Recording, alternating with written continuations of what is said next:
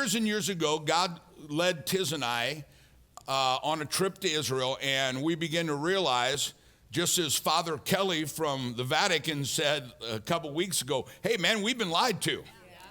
They've been telling us this, and the Bible really means this.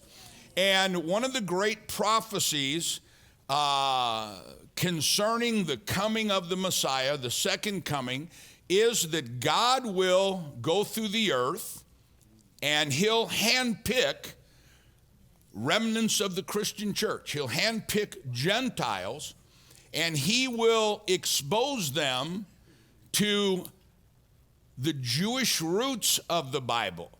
And there's even people, I say, we serve a Jewish Jesus. It was a Jewish Paul. There's people now that are saying Jesus wasn't Jewish. I'm going, what Bible are you?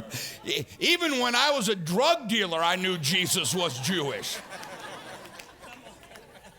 I mean, come on. Have you never seen Charlton Heston? But God will go through. And so I'm thinking about people that raise their hand and you're here for the first time. You're coming in 2 days before Yom Kippur. Rosh Hashanah, God opens the windows of heaven. And then for 7 days, he prepares us to make sure that we tikkun olam. I'm going to teach about this. That we make sure that we do something to help somebody, to feed a widow, to feed an orphan. Just make sure by your act, the scale, one day, one person will do one more good deed. The scale will be tipped, and the Father will say, go back for my people. Wouldn't that be amazing as if that happened today? Now, we don't know that it will, but we don't know that it won't, right? And so to prepare us for 40 days up into Tuesday night, we blow the shofar. On Rosh Hashanah, God opens the window and he prepares your blessing. Blows the shofar 100 times. And the reason is, our God is a good God. He's not a hard taskmaster. He's not an evil God. He's not a stingy God. He's not an angry God. He's a loving God.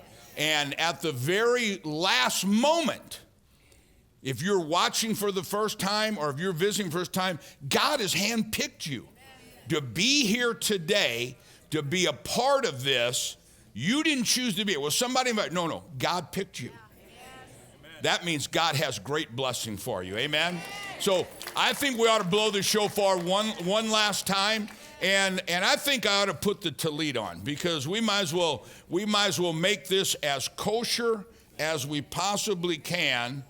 And this tallit was made for me by very dear friends of ours in Jerusalem who are believers in Yeshua.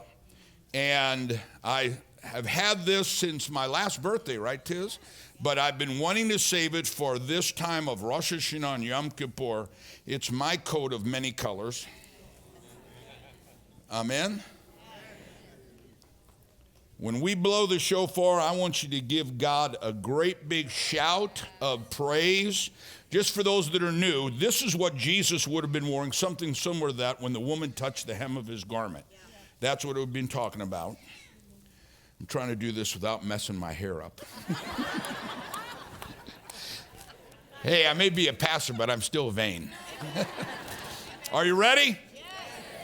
When I blow this shofar, it is the sounding of God releasing blessings on you and your family that you can't even imagine. This next year is going to be awesome. How many can say amen? Are you ready?